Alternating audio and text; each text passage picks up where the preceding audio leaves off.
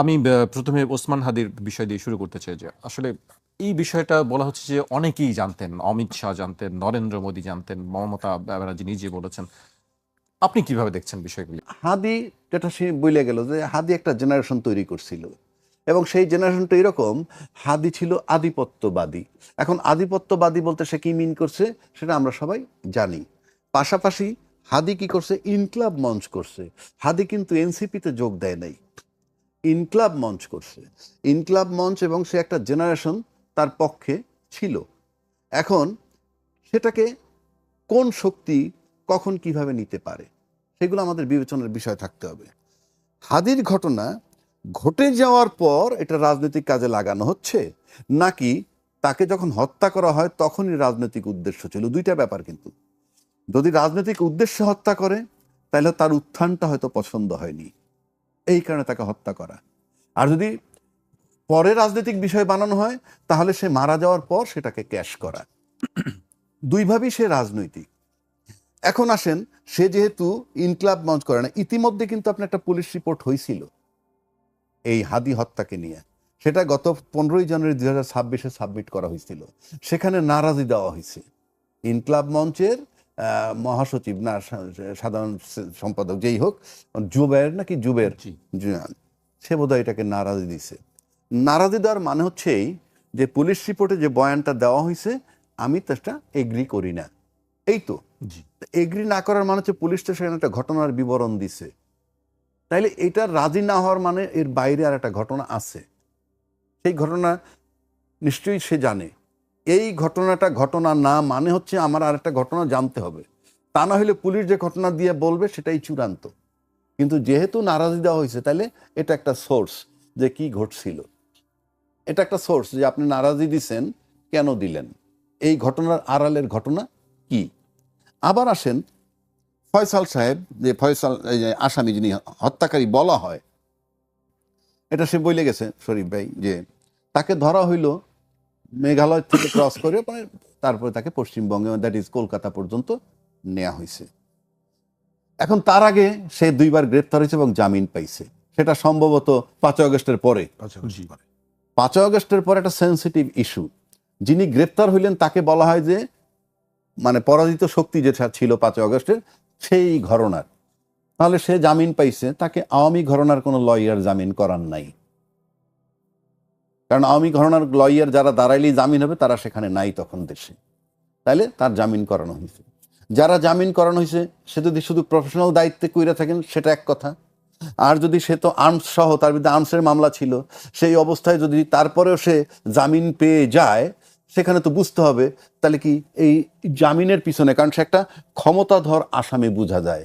কেননা উনি যে একজন জার্নালিস্টের কথা বলল, সে ধারাবাহিক বিবরণ দিতেছে এখান থেকে মোটরসাইকেলে কিল করার পর ওই মোটরসাইকেল থুইয়া সিএনজি তুটলো, তারপরে জীব রক্ষিত ছিল, এইভাবে গিয়ে উঠছে, তাহলে বোঝা যায় তাকেও এই মামলার সাথে সম্পৃক্ত করা দরকার। কারণ এত বড় বয়ান সে কিভাবে জানলো, তার গতিবিধি পর্যন্ত সে জানছে। আমরা যেমন লাস্ট সিন অলওয়েজ, যে একজন হত্যাকারীর সাথে লাস্টে কাকে দেখা গেছে, যে অমুকরে দেখা গেছে, আসামি না পেলে তার জিজ্ঞাসাবাদ করা হয়। এটা কেন? এটা পার্শ্ব প্রতিক্রিয়া। আপনি যেমন দেখবেন যে আমেরিকান সোলজার কোন কোন দেশ আশ্রয় দিচ্ছিল, সেই সমস্ত জায়গায় কিন্তু ইরান হামলা করতেছে। কেন করতেছে? যে তুই আশ্রয় দিবি কেন। আমি বলছি এটা একটা ক্রিমিনাল থিওরি। তাই সেক্ষেত্রে সেই ফয়সাল সাহেব আসামি কিন্তু ধরা পড়ছে। ধরার পর কিন্তু আমরা আজও তাকে ফেরত আনতে পারি নাই। চেষ্টা চলছে, কূটনৈতিক না না ঠিক আছে, চলছে। আমরা আনতে পারি নাই। না আনতে পাইরা আমরা এই জিনিসটা আনার চেষ্টা চলছিল, আমরা সে জায়গায় সীমিত ছিলাম। কিন্তু এই বিষয়টাকে চট করে আলোচনায় নিয়ে আসলো পশ্চিমবঙ্গের সাবেক মুখ্যমন্ত্রী।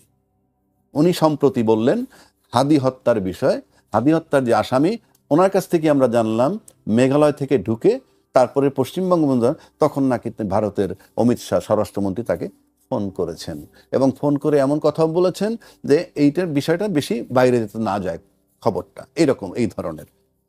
এখন প্রশ্ন হচ্ছে যে যেই হত্যাকাণ্ডে ভারতকে জড়ায়ে ফেললেন ভারতের মুখ্যমন্ত্রী, আমরা কিন্তু জড়াই নেই। ভারতের সাবেক একটা মুখ্যমন্ত্রী জড়ায়ে ফেলছে, এবং সেই আসামিটা এখন ভারতেই আছে এবং সম্ভবত পশ্চিমবঙ্গেই আছে। সেক্ষেত্রে আমার কাছে মনে হয় আমরা কি জড়াবো, তার আগে তো তার দেশের লোকই তাকে জড়াইয়ে দিল। এখন যে প্রশ্নটা আসে, আপনি কি তাহলে জড়াইতেন না, এইদেরকে জড়াতেন না যদি আপনি নির্বাচনে জয়লাভ করতেন? কারণ আপনি তো অনেক আগের থেকেই জানেন, তখন তো বলেননি। নির্বাচনে জয়লাভ করেন নাই কারণের পরে যদি বলে থাকেন, তাহলে কি আমরা ধরে নিব যে রাজনীতির যে থিওরি, যে কোনো গভর্নমেন্টকে আনস্টেবল করা, আপনি কি আনস্টেবল পার্ট হিসেবে দেখতেছেন এটাকে? মানে আপনার যে পশ্চিমবঙ্গের সরকার, তাকে আনস্টেবল করা আপনার লক্ষ্য কিনা? যদি আনস্টেবল করার লক্ষ্য না হয়, যদি আমাদেরকে কোঅপারেট করার লক্ষ্য হয়, তাহলে তো আপনি আরো আগে এটা বলতে পারতেন, 1 নম্বর। 2 নম্বর, আপনি কি কখনো আমার এখানে যে প্রত্যাবর্তন চুক্তি, আসামি ফেরত দেওয়ার যে চুক্তি আছে, সেই মোতাবেক আপনি কি কখনো কোনো কথা বলছিলেন? আপনার এই ওই তখন ভারতের মুখ্যমন্ত্রী হিসেবে আপনি কি কোনো পদক্ষেপ নিছিলেন? আপনি কি সেন্ট্রাল গভর্নমেন্টের সাথে আলোচনা করেছিলেন? করেননি তো। তাহলে আমার প্রশ্ন হচ্ছে যে, যেই হত্যাটা নিয়ে আমরা আসি, আমরা একটা রিপোর্ট দিছি, সেই রিপোর্টে আমরা খুশি না, আমরা নারাজি দিছি। এখন আপনার আসামি আনার চেষ্টা আমরা করতেছি, আনলে জট খুলবে হয়তোবা। কিন্তু আপনি এখন এই মুহূর্তে আমার কাছে এই কথা বলা মানে, একটা বললেন বাংলাদেশে উত্তাল হয়ে যাবে। তাহলে আপনাকে উত্তাল করাটা উদ্দেশ্য কিনা? আপনি বললে উত্তাল হয়ে যাবে, কথাটার মানে কি? আপনার দেশে উত্তাল হয়ে যাবে। আপনি যদি সত্যের পক্ষে থাকেন, ন্যায়ের পক্ষে থাকেন, তাহলে তো বহু আগেই আপনার স্টেপ নেওয়া উচিত ছিল যে বাংলাদেশের সাথে যে চুক্তি আছে, সেই চুক্তি মোতাবেক আসামিটাকে দিয়ে দেওয়া হোক। সেটা তো, সেই স্টেপটা আপনি তখন নেননি। এখনো আপনি বলতেছেন অমিত শাহ কি বলছে সেটা বলেননি, বললে পরে উত্তাল হয়ে যাবে। মানে এটাকে আমরা কিভাবে নিব? আসলে আমাদের এই আঞ্চলিক রাজনীতি বলেন, আমার দেশের রাজনীতি বলেন, আমরা সব জায়গায় না আস্থাহীনতার জায়গায় শরীফ ভাই যেটা পৌঁছেছি। বলছিলেন যে মমতা ব্যানার্জির স্ট্যান্ডবাজি, এটা কি সেরকম আমি কোনো তো কিছু স্ট্যান্ডবাজি নাকি? কথাটা তুমি বলছিনি তো, একই কথাতে আমি রিপিট না করে আমি একই জিনিস বললাম যে আপনি তখন বললেন না কেন? বা আমার যে চুক্তি মোতাবেক ফেরত দেওয়ার কথা আসামি, সেটাও তো স্টেপ নিতে পারতেন। আমরা তো এইসব বিষয়ে আপনার মুখ থেকে কোনো কথা শুনিই নাই, এখন শুনতেছি। এখন যেমন আমার এখানে শুনতেছি যে জামাতের আমির সাহেবের একজন পিএস এর নাম পাওয়া গেছে। সেটা কোত্থেকে? ওমর হাদি তার বড় ভাইয়ের কি ফেসবুক স্ট্যাটাস থেকে তার নাম পাওয়া গেছে। এই পাশাপাশি এই বার্তাও আছে যে ঢাকা 8 আসন যেটা ছিল, সেইখানে সে নির্বাচনের প্রস্তুতি নিতেছিল, এবং তার যে একটা জোয়ার হইতেছিল আমরা দেখতেছিলাম, সেখানে অনেকেই সন্দিহান হয়ে গেছে। কথিত আছে এরকমও যে 2 দল তাকে টানাটানি করতেছিল যে কে কাকে তাকে গিয়ে নমিনেশন দিবে। বাট ওটা তো ইনফ্যাক্ট মির্জা আব্বাস সাহেবের সিট, সিট। এবং তারপর যখন এই টানাটানি একটা কথিত, আমরা দালিলিক ভাবে বলতে পারবো না, কথিত যখন এটা ছিল, কোনো প্রমাণ নেই হ্যাঁ আসলে। প্রমাণ নেই কিন্তু কথিত ছিল, তা কথিত থাকলে তখন তীর দিয়ে দিল মির্জা আব্বাসের দিকে। উনি নাম বলেন না, আমি বললাম, এবং মির্জা আব্বাস সাহেব তাকে দেখতে গেছিলেন। যত কথাই বলেন, মির্জা আব্বাস সাহেব তো কাজটা ভালো করছেন, যে একটা লোক হত্যা হয়েছে আমি দেখতে গেছি, কিন্তু আপনার তাকে দেখতে তো দেনই নাই, উপরন্তু যাচ্ছে তাই ব্যবহার করে তারাই দিচ্ছেন। তাহলে আজকে সেদিন যে মির্জা আব্বাসরে আপনারা ইয়ে করতে চাইছিলেন, সেই জায়গাটায় কি আপনারা থাকতে পারলেন? আজকে তো মির্জা আব্বাস ব্যক্তির চেয়ে তো মুখ্যমন্ত্রী, পশ্চিমবঙ্গের মুখ্যমন্ত্রীও তো এটাকে ডাইমেনশন চেঞ্জ করে দিলেন, প্লাস জামাতের আমিরের নাম আসলো। তার মানে কি, এটা একটা নতুন দ্বার, অনেকগুলা ডাইমেনশন ওপেন হয়েছে। সুতরাং এটা তদন্ত করা আর সময় সাপেক্ষ হয়ে গেল, এবং এটা একটা জটিল জায়গায় চলে গেল। কারণ আপনি এতগুলা ডাইমেনশন, জামাতের আমিরের ইয়ে পাওয়া গেল, ওমর হাদির বড় ভাইয়ের স্ট্যাটাস, এদিকে মুখ্যমন্ত্রীর বক্তব্য, সবকিছু যদি আপনি মিলান, তাহলে বিষয়টা খুব জটিল একটা জায়গায় আমরা চলে গেলাম। আমার কাছে মনে হয় এটা চলতে থাকুক, তদন্ত চলুক, আমাদেরকে সামনের দিকে যাওয়া দরকার। আমরা সামনের দিকে কিভাবে যাব? ওসমান হাদির হত্যাকাণ্ডটি বাংলাদেশের রাজনীতিতে নাড়িয়ে দিয়েছে। ওসমান হাদি বাংলাদেশের তরুণদের মধ্যে একটা, তার ব্যক্তিগত আচরণ কথাবার্তা দিয়ে এক ধরনের উন্মাদনা তৈরি করেছিল, ক্রমশই জনপ্রিয় হয়ে উঠছিলেন। আবার তার কতগুলো বক্তব্য বিবৃতি সমালোচিত হয়েছে।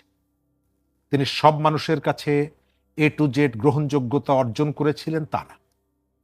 জুলাই অভ্যুত্থানের যারা সামনের সারিতে থেকে লড়াই করেছে, অথবা জুলাই যোদ্ধা বলে যাদেরকে আমরা বলি, তাদের কাছে ওসমান হাদি এক ধরনের গ্রহণযোগ্যতা, জনপ্রিয়তা তৈরি করেছিল। আবার ওসমান হাদির মৃত্যুর পর অথবা মৃত্যুর আগে তাকে জনপ্রিয় করার ক্ষেত্রে সমসাময়িক media, social media, main stream media এক ধরনের হাইপও তৈরি করেছে। আমরা এই হত্যাকাণ্ডটির রহস্য উন্মোচন চাই, হত্যাকাণ্ডের বিচার চাই। তবে আমার যেটা ধারণা যে ওসমান হাদিকে গুলিবিদ্ধ হওয়ার পর থেকে এটাকে নিয়ে দেশের ভিতরে প্রচুর রাজনীতি হয়েছে। কোনো তদন্ত ছাড়া সঙ্গে সঙ্গে বলে দেওয়া হয়েছে বিএনপির একজন শীর্ষ নেতাকে অভিযুক্ত করা হয়েছে। তিনি যখন কোর্টে হাসপাতালে ওসমান হাদির গুলিবিদ্ধ আহত হাদিকে দেখতে এসেছেন, তাকে এমনভাবে প্রশ্ন করা হয়েছে এবং তার দিকে যে ধরনের মবস তৈরি করা হয়েছে, তার ভেতর থেকে অনেকগুলো রহস্যময় আচরণ হাদির সহযোদ্ধা যারা তাদের ছিল। আবার ওসমান হাদির মৃত্যুকে কেন্দ্র করে সারা দেশে যে তাণ্ডব পরিচালিত হয়েছে, বিশেষ করে ঢাকা শহরে বিভিন্ন জায়গায় সেই ইমোশনকে ব্যবহার করে, তার ভেতর থেকেও আপনি বলতে পারেন যে এটিকে কেউ কেউ তার রাজনৈতিক যে হিডেন এজেন্ডাগুলো ছিল সেই এজেন্ডা বাস্তবায়নের জন্য কাজ করেছে। প্রথম আলো, ডেইলি স্টার, উদিচি অথবা ছায়ানট, এর প্রতি যে একটা শ্রেণীর এখানে ক্ষোভ ছিল এবং সেটি ছিল রাজনৈতিক, তারা সেই ক্ষোভটার প্রশমন ঘটিয়েছে এই জায়গাগুলোকে আক্রমণের ভেতর থেকে। সুতরাং এটাও সাসপেক্ট করা যায় যে তারা এই ধরনের একটা পরিস্থিতি ইচ্ছা করে তৈরি করেছিল কিনা। আবার ওসমান হাদির হত্যাকাণ্ডের পরে আমরা যে ফয়সালকে, ছাত্রলীগের নেতাকে দেখছি, সেই ফয়সালের তো একটা দীর্ঘ রাজনৈতিক পরিচয় আছে। ছাত্রলীগের পদধারী নেতা, একাধিকবার গ্রেপ্তার হয়েছেন, আবার জেল থেকে তিনি মুক্তি পেয়েছেন, আবার তিনি ওসমান হাদির সাথে একসাথে ঘুরেছে। ছাত্রলীগ, আওয়ামী লীগের বহু নেতাকর্মী অপরাধীও আছে, নিরাপরাধও আছে। তারা জেলে গেছে, তাদের বাড়িতে হামলা হয়েছে, তাদেরকে ধরে পুলিশে দেওয়া হয়েছে, এই ঘটনাগুলো তো ঘটেছে। ঠিক সেই জায়গাটায় এই যে ফয়সালকে কারা ডানার নিচে রেখে অন্তত ওই ঘটনা পর্যন্ত নিয়ে এসেছে, তদন্তের জায়গা এই জায়গাটায় বিস্তৃত হবে কিনা আমরা জানি না। এখন পর্যন্ত আমার ধারণা যে ওসমান হাদির হত্যাকাণ্ডটাকে কেন্দ্র করে রাজনৈতিক দৃষ্টিভঙ্গির থেকে বিভিন্নভাবে ব্যাখ্যা করার চেষ্টা করা হচ্ছে। ওসমান হাদির ভাই তিনি যখন কাউকে কাউকে অভিযুক্ত করে তার অভিযোগের তীরটা নিক্ষেপ করছেন, তখন আমি দেখছি তীরটা কোন দিকে যায়, যেদিকে গেলে আমার রাজনৈতিক সুবিধা হবে আমি তার কথা বলছি, আর যেদিকে গেলে আমি আমার পছন্দের দিকে যাচ্ছে কিনা, আমার পছন্দের কোনো পোলের দিকে যদি যায়, সঙ্গে সঙ্গে বলছি যে এটি সঠিক না, আমি চাইছি অন্য দিকে যাক। ওসমান হাদির ভাই তত্ত্বাবধায়ক সরকার, অন্তর্বর্তী সরকারের সময় বেশ কতগুলো সুযোগ সুবিধা নিয়েছে। প্রশ্ন হলো, এই যে সময় এসে তিনি জামাতের আমিরের একজন ব্যক্তিগত সহকারী সহ বেশ কয়েকজনের বিরুদ্ধে অভিযোগ তুললেন, আজকের সময়টা যদি আপনি বিবেচনা করেন, তাহলে এই সময়ের তুলনায় কমফোর্টেবল টাইমটা ছিল তার অন্তর্বর্তীকালীন সরকারের সময়। তিনি এই অভিযোগটা তখন কেন করলেন না, আজকে এসে অভিযোগটা তিনি কেন করছেন? অর্থাৎ এই জায়গাটায় যে যেভাবে পারছে তিনি এটিকে নিয়ে রাজনীতি করার চেষ্টা করছেন। আবার ওসমান হাদির বন্ধু বান্ধব যারা আছে, তার সহযোদ্ধা যারা আছে, তারা যে তথ্যগুলো আমাদের সামনে নিয়ে আসছে অথবা যে তথ্যগুলো আমাদেরকে বিশ্বাস করতে বলছে, তার পেছনেও তাদেরও একটা নির্দিষ্ট রাজনীতি আছে। সব মিলিয়ে ওসমান হাদির হত্যাকাণ্ডের যে রহস্য, এই রহস্যটা নিরপেক্ষভাবে বাজারে আসবে, বিচারের মুখোমুখি হবে, এই ভরসা আমার নেই। কারণ ইতোমধ্যেই প্রমাণিত হয়েছে যে এটি একটি রাজনৈতিক হত্যাকাণ্ড। এর ভেতর থেকে অনেকে রাজনৈতিক সুবিধা নিতে চায়, এর ভেতর থেকে অনেকে রাজনৈতিক সুবিধা নিয়েছে এবং এর ভেতর থেকে রাজনৈতিক প্রতিপক্ষকে ঘায়েল করার চেষ্টা আছে। আপনি ভারত তো নিশ্চয়ই জানা, আমি ওই জায়গাটা আসছি, মমতা ব্যানার্জির প্রসঙ্গটা আসবে, তার আগে আমি বলি ওসমান হাদির হত্যাকাণ্ডটি একটা রাজনৈতিক দৃষ্টিভঙ্গির থেকে, উদ্দেশ্য থেকেই হত্যা। এই হত্যার সাথে এখানকার অনেকেই জড়িত আছে। তারা কারা? ক্রমশই নামগুলো বেরিয়ে আসছে। ওসমান হাদির ভাইয়ের যে অভিযোগ, এই অভিযোগটা আমি যে প্রশ্নটা তুললাম যে তিনি তার জন্য সব থেকে নিরাপদ যে সময়টা, কমফোর্টেবল যে টাইমটা ছিল, তখন তিনি কেন তোলেননি, আজকে কেন তুলছেন, এটি যেমন বলছি। আবার ওসমান হাদির পরিবার, তার স্ত্রী বিভিন্ন সময়ে যে ধরনের অসহায়তার কথা বলেছেন, ওসমান হাদি হত্যাকাণ্ডের পর যে জানাজা হলো, সেই জানাজায় কেন স্বরাষ্ট্র উপদেষ্টা জাহাঙ্গীর আলম চৌধুরী গেলেন না? সরকারের কারা ছিল? যে খুনিদের কথা আমরা বলছি, তারা কিভাবে সীমান্ত অতিক্রম করে পালিয়ে গেল? কারা সহযোগিতা করেছিল? আওয়ামী লীগের লোকজনের কথা বলার চেষ্টা করা হচ্ছে। যদি তারা যুক্ত অনেকে থাকে, বিজিবিকেও অ্যাটাক করার চেষ্টা করছে। বিজেপি কার অধীনে ছিল? দেশটা তখন কে চালিয়েছেন? আপনি একটার পর একটা ঘটনা যদি সামনে নিয়ে আসেন, তাহলে আমি তো সব থেকে বড় অভিযোগ করব আমাদের ওই সময় যে সরকার আছে, যে সরকারটা ছিল, সেই সরকারটাকে। এই কারণে অভিযুক্ত করব, একজন ফ্রিল্যান্স সাংবাদিক বিদেশে বসে তিনি একের পর এক ফেসবুক পোস্ট দিচ্ছেন, এখান থেকে সিএনজিতে উঠেছে খুনিরা, মোটরসাইকেল ওখানে রেখেছে, তিনি জানছেন, সরকারের গোয়েন্দা সংস্থাগুলো জানছে না? তো সরকারের গোয়েন্দা সংস্থাগুলো জানছে, গোয়েন্দা সংস্থাগুলো কি অমিত শাহ কন্ট্রোল করতো নাকি জাহাঙ্গীর আলম চৌধুরীর অধীনে ছিল? তার অর্থ হলো, আপনি ভারতের যে অভিযোগ, এই অভিযোগ আমি উড়িয়ে দেই না। ভারত তার বিভিন্ন জায়গায় অন্তর্ঘাতমূলক তৎপরতা চালায়। আপনার মনে আছে কিছুদিন আগে কানাডাতে তারা খালিস্তান আন্দোলনের সাথে যুক্ত একজন শিখকে হত্যা করার পর ভারতের বিরুদ্ধে যে অভিযোগটি উঠেছিল, এবং সেটি নিয়ে তাদের মধ্যে যে সম্পর্কের পারদ অনেক নিচে নেমে এসেছিল। সুতরাং তাদের স্বার্থে যদি আঘাত লাগে, অন্তর্ঘাতমূলক তৎপরতা পরিচালনার ইতিহাস তাদের আছে। আমি তাদেরকে অভিযোগের বাইরে রাখছি না, কিন্তু আমি প্রশ্ন তুলছি যে আপনার বাড়ির মধ্যে উঠানে এসে এই হত্যাকাণ্ডটি ঘটিয়ে তারা চলে গেল, আপনি কেন তাদেরকে ধরলেন না? এবং যথেষ্ট সময় এখানে ছিল, যখন একজন ফ্রিল্যান্স সাংবাদিক তিনি খুনিদের গতিবিধির কথা বলে দিচ্ছেন, সেই সময় আপনি সীমান্ত সিল করেননি কেন? আমাদের স্বরাষ্ট্র উপদেষ্টা তিনি কেন তার জানাজায় অংশগ্রহণ করলেন না? এই বিষয়গুলো অবশ্যই যদি তদন্ত হয় নিরপেক্ষভাবে, অবশ্যই এই বিষয়গুলো সামনে আনতে হবে।